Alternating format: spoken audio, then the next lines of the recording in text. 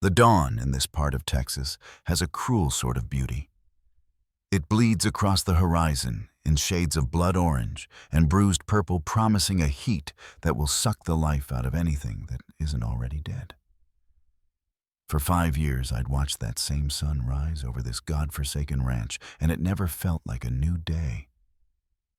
It just felt like a fresh coat of paint on a tomb. My tomb. But this morning was supposed to be different. This morning I was waiting for salvation. I stood on my porch, the worn wood groaning under my boots like an old man's bones. I'd washed my face, even run a comb through my hair for the first time in what felt like a decade. My best shirt, the one I'd saved from the fire, felt stiff and foreign against my skin. It was the shirt I married Sarah in. The thought soured my mouth, but I pushed it down. Sarah was ash and memory. Today was for Margaret Williams. Margaret was a promise scrawled on perfumed paper, a lifeline tossed across 1,000 miles of dust and regret. We'd written for 6 months. I sent her portraits of the ranch taken from its most flattering angles, omitting the fields that had gone fallow and the barn that still bore scorch marks from the night my world ended. I sent her money for the train, enough for her to travel in comfort.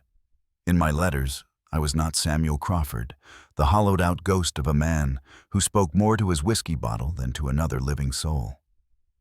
I was Sam, a man of prospects, a man offering a good, honest life.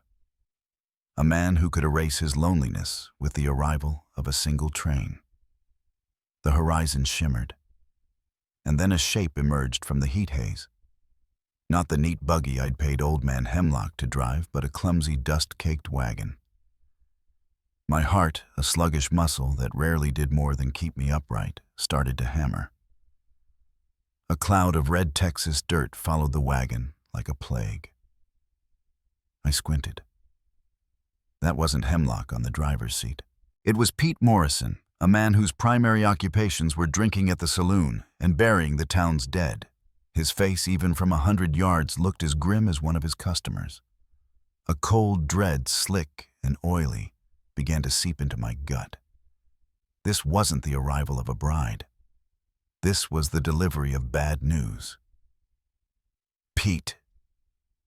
I called out, my voice cracking from disuse. I walked down the steps, my boots kicking up the same red dirt that clung to his wagon. Where's Miss Williams?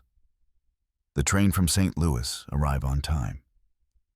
He pulled the mule to a halt and climbed down slowly, deliberately avoiding my eyes like a man who owes a debt he can't pay.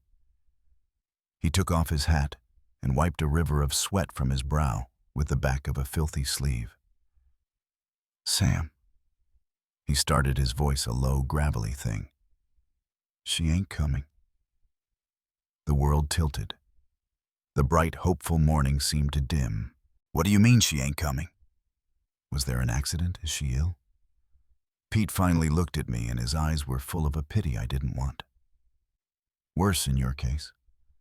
Got herself hitched. Banker in St. Louis, from what the station master said. She sent this instead. The words were a physical blow. A banker. While I was cleaning my damn house and mending fences, dreaming of a human voice to fill the silence, she was getting married to a banker. The whole thing had been a lie. A cruel game. The loneliness I was trying to escape came rushing back, a tidal wave of icy despair. Sent what I finally managed to grind out, my hands clenching into fists at my sides. A letter of apology. A refund for the damn ticket Pete didn't answer. He just walked to the back of the wagon, his movements heavy with a significance I couldn't yet comprehend. He grabbed the corner of a grimy canvas tarp stained with God knows what, and with one heave, pulled it away. And my world shattered for the second time in 5 years. Huddled together like a nest of terrified possums sat 7 children. 7 sets of eyes, wide and hollow, stared at me. They were a collage of misery. Filthy with torn clothes that hung off their bony frames. Faces streaked with dirt and tears framed by matted, lifeless hair. The oldest, a boy who couldn't have been more than 12, had his arms wrapped protectively around a tiny slip of a girl with blonde hair, so caked with grime it looked like a clump of straw. The youngest might have been 4, maybe 5. His thumb stuck in his mouth, his gaze vacant. They weren't just children. They were wreckage. A growl rumbled up from my chest, raw and feral. "What the hell is this? Pete found them at the station," Pete mumbled, shoving a crumpled piece of paper into my hand. "With this note pinned to the boy's shirt. Said to give it to you." My hand shook as I unfolded the paper. The handwriting was not Margaret's elegant script. It was a crude, hasty scrawl. "Mr. Crawford, they belong to you now." The words swam before my eyes. This wasn't a misunderstanding. This was a deliberate, calculated act of cruelty. Margaret, or whoever she was, hadn't just abandoned me. She had burdened me. She had taken my desperate plea for companionship and twisted it into this grotesque mockery. The children remained absolutely unnervingly silent. They didn't cry or fidget. They just stared, their bodies pressed together, bracing for a blow. They expected me to be a monster. And right then, I felt like one. "I can't take this." My voice cracked, betraying the rage. "Pete, I can't take care of 7 kids. I was expecting a wife, a partner, not a goddamn orphanage."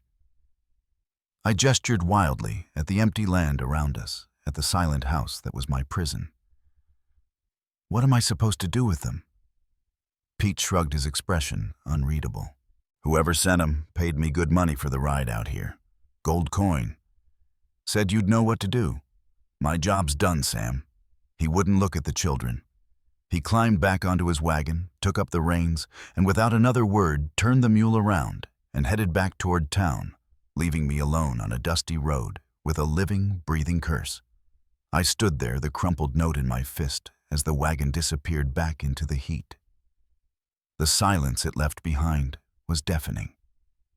It stretched between me and those 7 statues of fear, a chasm of disbelief and fury. Then the little blonde girl started to cry. It wasn't a loud, childish wail. It was a soft, hopeless sound, the kind of sound an animal makes when it knows it's caught in a trap. That small sound sliced through my anger like a razor. It cut right through the layers of bitterness and self-pity and hit something deep inside me. Something I thought had burned to cinders 5 years ago. I thought of Sarah. I thought of my own little boy Daniel, his laughter echoing in a house that was now just a shell. I thought of the endless nights spent with a bottle as my only companion, trying to drink away memories that were etched onto my soul. This loneliness. It was a cancer eating me from the inside out. I had invited a stranger to come and maybe, just maybe, cut it out. And instead, she'd sent me 7 more tumors. How could anyone expect me to fix 7 broken children when I was still in pieces myself? My gaze fell on the oldest boy, Tommy, as I'd later learn. His hands clenched in the fabric of the little girl's dress were a roadmap of pain. They were covered in half-healed cuts and angry red scars, fresh and brutal. And his eyes. God, his eyes. They held a terror that no child should ever carry, a weary knowledge of evil that made my own grief feel selfish and small. For 3 hours they just sat there on my porch steps. 3 solid hours. I tried everything. I offered them water. I asked them questions. I tried a gentle voice, then a firm one. Nothing. They were 7 stones carved from fear, deaf and mute to the world. "Look," I finally said, crouching down to their level, the strain making my knees pop. The smell of unwashed bodies and pure misery hit me full in the face. "I need to know your names. I need to know where you came from. I can't help you if you don't talk to me." Silence. Tommy just pulled the others closer, his scarred hands trembling almost imperceptibly. He was their shield, their shepherd, and he was just a boy. The little blonde girl had stopped crying, but her eyes were wide, vacant, like she had retreated somewhere deep inside herself where no one could reach her. My patience, already worn to a transparent thread, snapped. I had cattle lowing in the fields, a fence line near the creek that needed mending. I had a life to get back to, or at least the routine that passed for one. A routine that did not include babysitting a flock of mute, terrified orphans. I stood up, dusting off my knees. That's it. I'm taking you back to town. There's an orphanage in Jasper County. They'll know what to do with you. That did it. The oldest boy finally spoke. No. The word was barely a whisper, a rustle of dry leaves, but it carried the weight of absolute soul-shattering terror. He looked up at me, his eyes pleading. Please, mister, don't take us back. They'll find us. The air grew thick.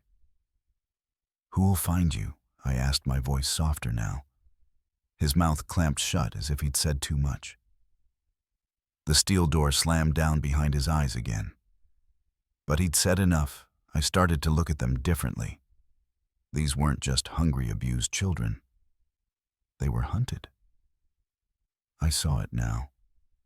The way they jumped at the sound of a hawk's cry, the way their heads swiveled, constantly positioning themselves to watch every direction at once, like a deer herd sensing wolves on the wind. They were on the run from something. And whatever it was, it had scared them beyond words. Against every rational thought in my head, against the voice screaming at me to cut my losses and drive them to town myself, I gestured toward the house. Inside. Get inside. My house, a place of echoing emptiness for 5 years, suddenly felt suffocatingly small. They huddled in a corner of my kitchen, a tight knot of humanity, while I stared into my pantry trying to figure out what you feed a pack of stray children. All I had were beans, cornbread mix, and jerky. It would have to do. As I worked, their eyes followed my every move. I could feel their collective gaze on my back, watching, waiting. My mind raced. Someone had deliberately sent them to me. To me. Samuel Crawford, the recluse on the edge of nowhere. Why I'd never mentioned wanting children in my letters to Margaret. The idea was absurd. It was the furthest thing from my mind. Suddenly, a tiny tug on my sleeve. I looked down. It was the little blonde girl. She pointed a trembling finger at her mouth, then patted her flat stomach. Hungry? That at least was a problem with a simple solution. I served up plates of beans and cornbread, and they fell on the food like starving dogs. They didn't use forks so much as shoveled the food in with their hands, their eyes darting around as if expecting someone to snatch the plates away at any moment. While they ate, I saw more. The second oldest boy, maybe 10, had what looked like old rope burns around his wrists, chafed and raw. A dark-haired girl flinched violently when I moved too quickly to get more water from the pump. Jesus Christ, I muttered under my breath, watching them. What in God's name happened to you kids? The oldest boy? Tommy looked up from his plate, his face a mess of beans and suspicion. His voice was low, almost accusatory. Are you gonna hurt us? The question hit me like a physical punch, knocking the air from my lungs. It was so simple, so direct. It was the only question that mattered to them. No, I said, my own voice thick with an emotion I couldn't name. No, I'm not gonna hurt you. His gaze didn't waver. A chilling, dead-eyed wisdom settled on his young features. The last man said that too. Before I could ask what he meant, what last man, his attention was back on his food. The door was closed again. My hands clenched into white-knuckled fists on the countertop. A cold, hard anger was building inside me, not at the children, not at Margaret anymore, but at the faceless, nameless shadow that had done this to them. As evening began to bleed into the sky, painting the windows with shades of dusk, I heard it. a sound that made the hairs on my arms stand on end. Hoofbeats.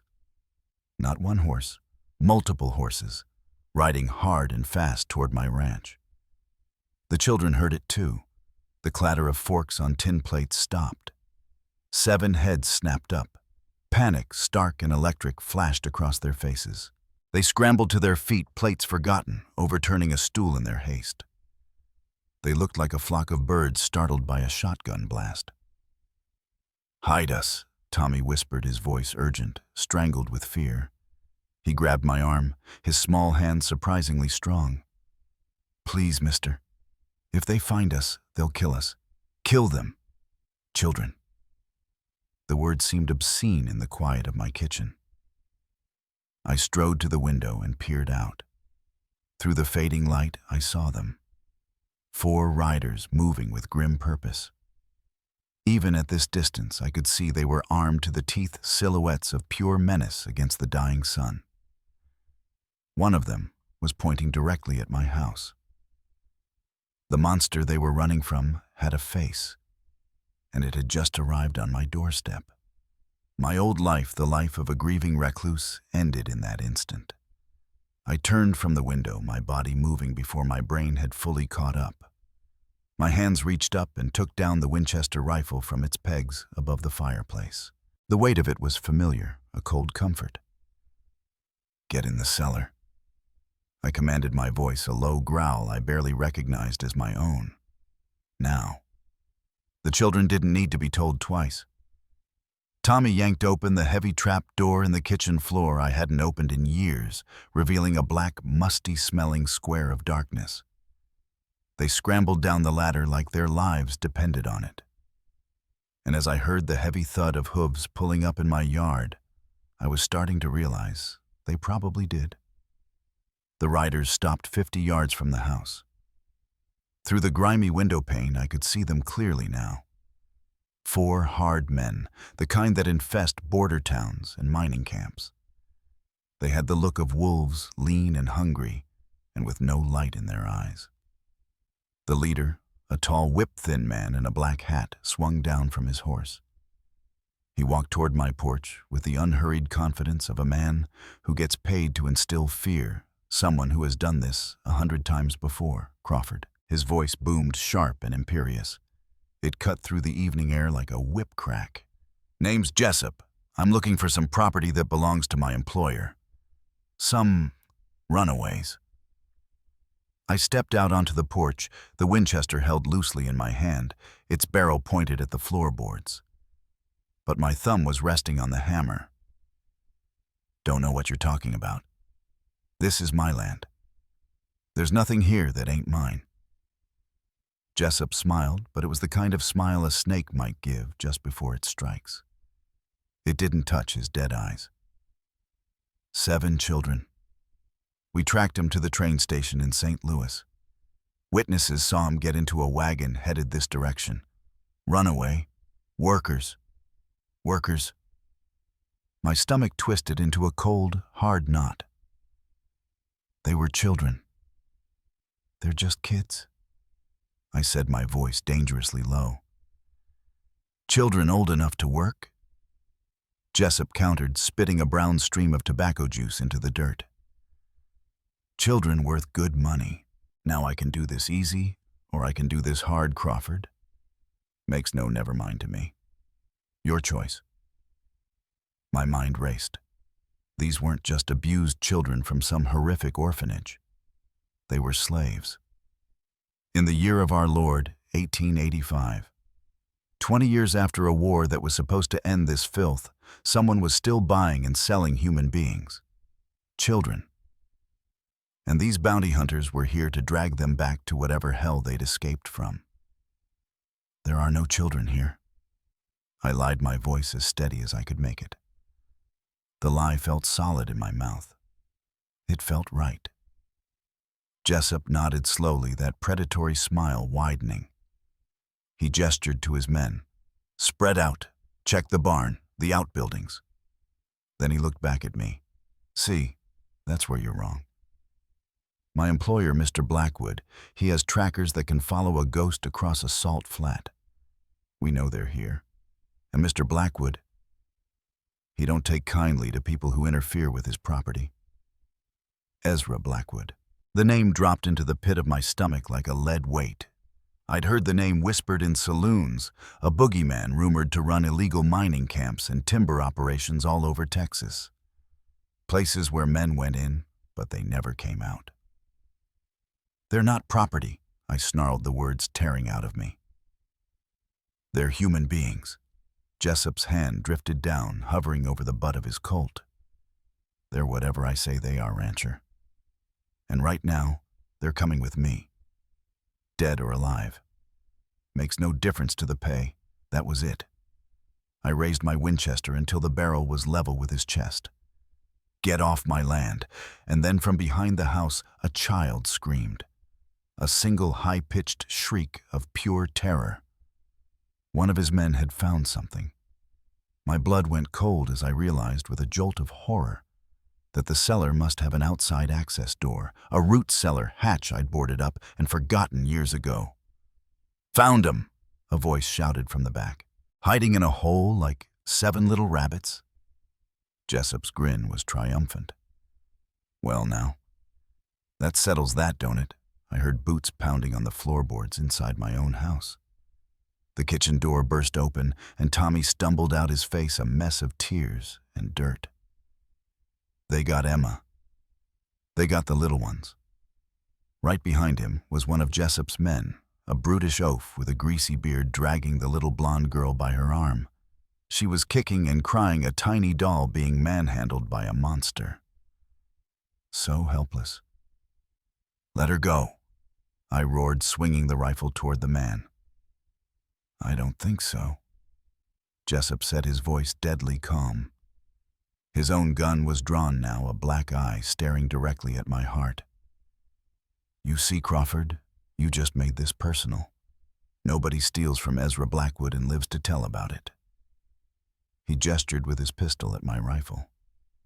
"Now you're going to put that rifle down and help us round up the rest of our property. Or this little girl. She's going to have a very painful, very short trip back to the mines." The little girl whimpered a broken sound. I looked into her terrified, tear-filled blue eyes. And for a shattering moment, it wasn't her face I saw. It was my own daughter's face, looking up at me through the smoke and flames just before the roof of our home caved in. Something inside Samuel Crawford, something that had been dead and buried for 5 long years, finally snapped. My Winchester fired. I don't remember making the conscious decision. My finger just tightened, and the world exploded in sound and fire. The shot caught Jessup's man in the shoulder, spinning him around with a howl of pain. The little girl Emma was free. She scrambled away and dove behind the porch railing, where Tommy pulled her into his arms. "Bad choice," Crawford Jessup roared, diving for cover behind a large water trough at the edge of the yard. A storm of lead erupted. I pumped another round into the chamber and threw myself behind the solid oak of my own porch railing as bullets ripped through the air. Wood splintered around my head, spraying me with sharp projectiles. Jessup's remaining men were firing from 3 different positions, pinning me down. "There's 6 more of us in that cellar," Tommy shouted over the thunderous gunfire. "They'll find them. They'll kill them." My mind sharpened by a past I'd long tried to forget, calculated with chilling speed. 4 men. 1 wounded Jessup down, 2 more firing. Limited ammunition. No real cover except this porch. But I'd survived Shiloh. This was not worse than that. "What's your name, boy?" I yelled during a brief lull as one of the men reloaded. Tommy Hendricks. All right, Tommy. You know how to shoot?" "Yes, sir." His voice came back shockingly steady. "They made us hunt for food at the camps. My own pistol was tucked in my belt. I pulled it free, checked the load, and slid it across the splintered porch boards toward him. There's a window on the side of the house. Get there, watch that cellar door. Don't you let them get to the others."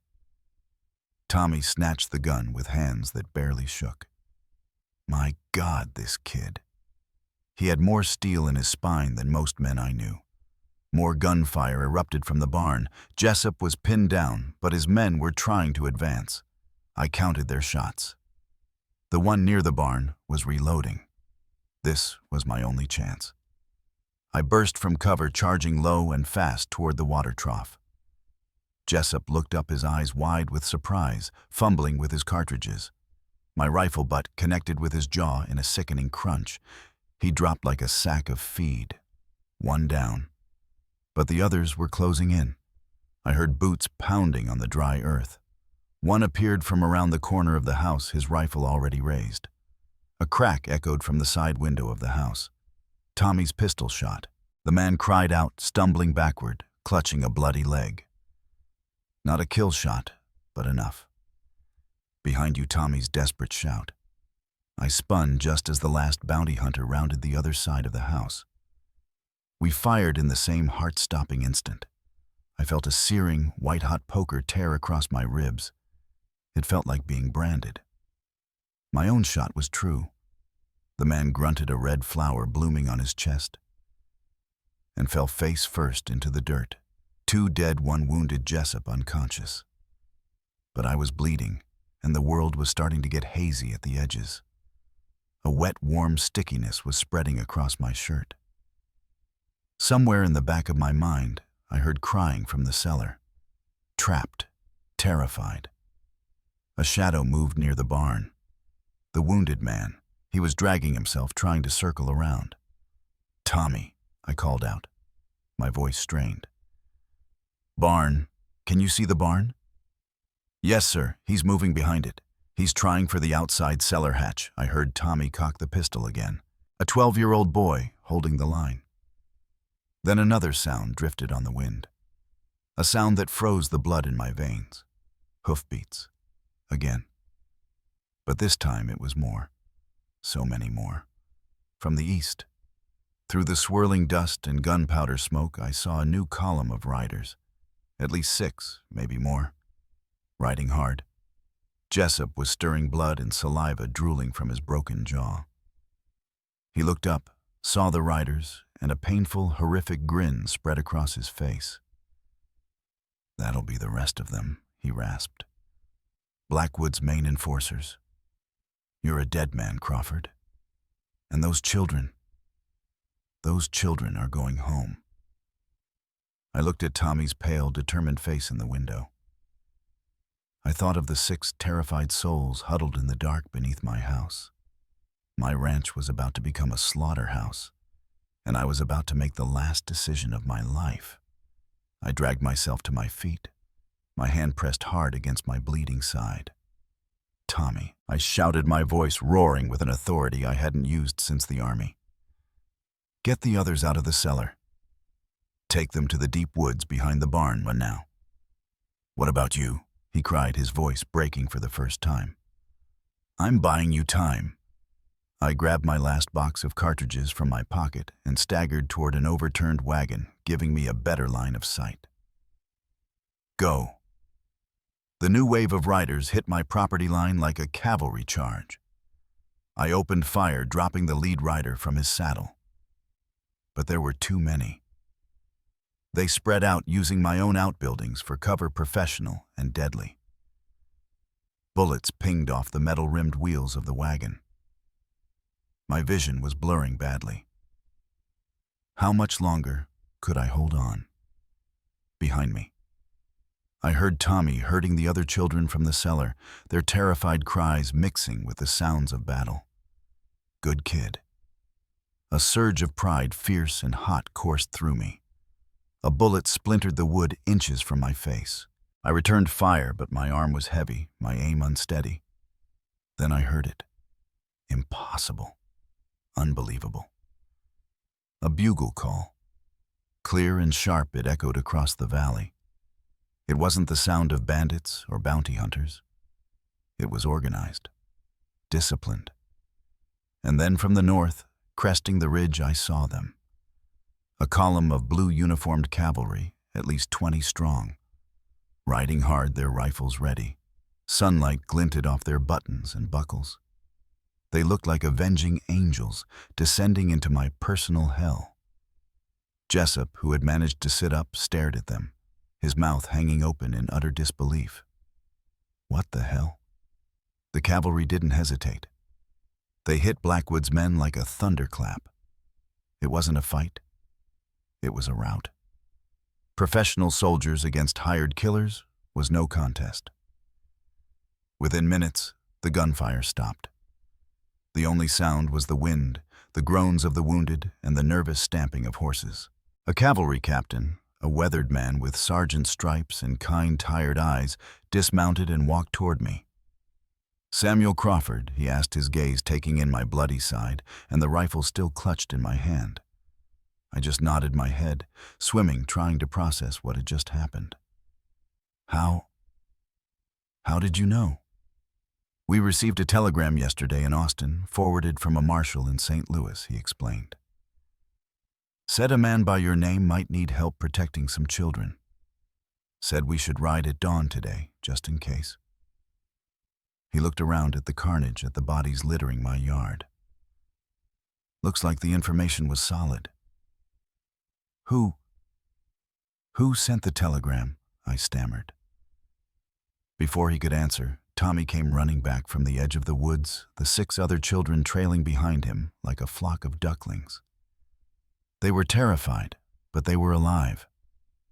Emma, the little blonde girl, was clutching Tommy's hand as if he were her only anchor in the world. "Are the bad men gone?" she whispered. I knelt, ignoring the screaming protest from my ribs. "Yes, sweetheart," I said, my voice thick. "They're gone for good." The captain held out a folded piece of paper. "This came with the telegram. The sender said you'd understand it when you read it." My hands trembled as I took the note. The paper was clean, the handwriting feminine, careful, and achingly familiar. My heart stopped. It was from Margaret. I read it aloud, my voice barely a whisper, the words changing everything. "Dear Samuel, by the time you read this, you will likely understand why I could not come to be your wife. I am not the simple woman you imagine. For months I have been working with federal marshals gathering evidence against Ezra Blackwood's horrific child slavery operations.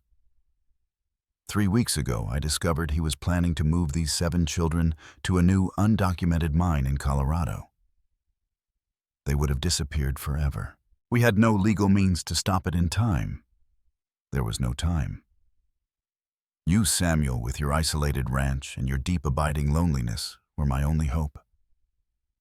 A desperate, wild gamble. I knew Blackwood's men would follow. The cavalry was my only other card to play. They know to come if they do not receive a wire from me by noon today. I am sorry for the deception, but their lives depended on it. Please forgive me. These children have no one else in this world.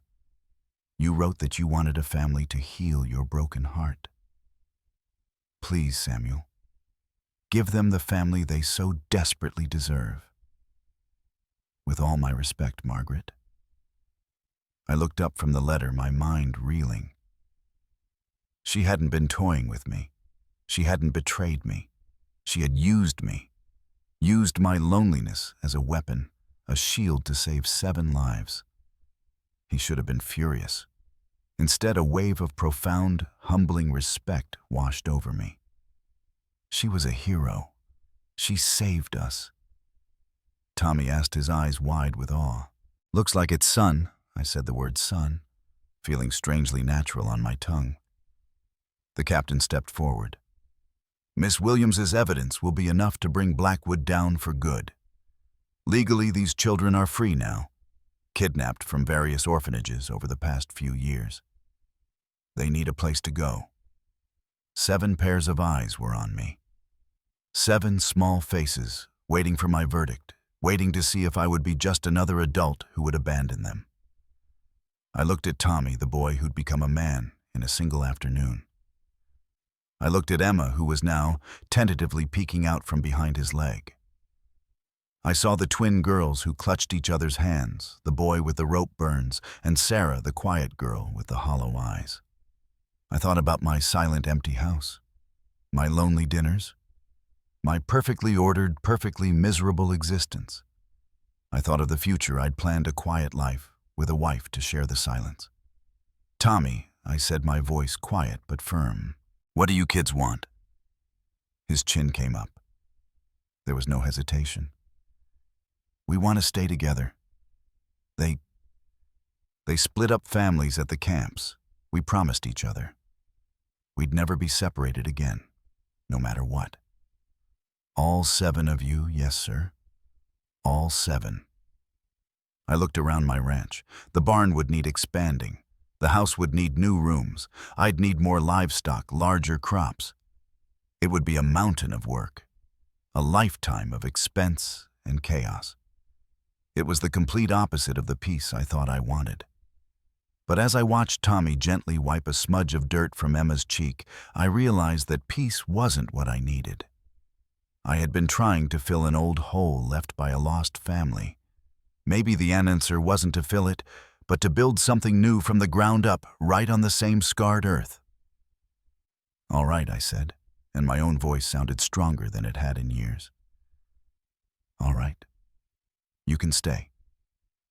All of you." A collective, silent sigh of relief seemed to pass through them. "But there are going to be rules. You're going to work. This ranch needs help. You're going to learn to read and write. And you're going to be a family. You understand?